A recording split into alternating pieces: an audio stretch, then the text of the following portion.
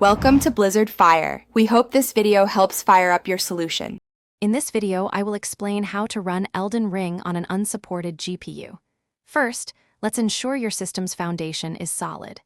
Confirm your CPU and RAM meet the game's minimums, typically an Intel Core i5 or AMD Ryzen 3 processor and 8 GB of RAM. Also, update your operating system to its latest stable version. Sometimes, even older GPUs have community-made driver updates that can offer a slight performance boost. Next, focus on your drivers and in-game settings. Always install the most recent compatible graphics drivers for your specific GPU, even if they are older. With an Elden Ring, drastically reduce all graphics settings. Set the resolution to 720 pixels or even lower and turn texture quality to low. Disable demanding effects like motion blur, depth of field, and anti-aliasing to reclaim precious frames. The community often provides excellent solutions.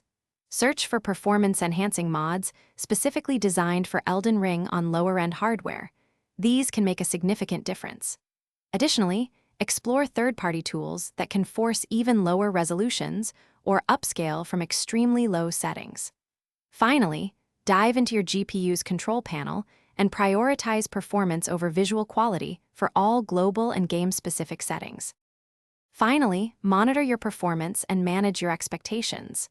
Use an in-game overlay to track your frame rate and GPU utilization. Aim for a playable 25 to 30 frames per second, which is often achievable. Remember, running Elden Ring on an unsupported GPU will require significant visual compromises. The goal is playability, not pristine graphics, so embrace the lower settings for a smoother adventure. Thanks for watching. If you found this helpful, don't forget to like and subscribe.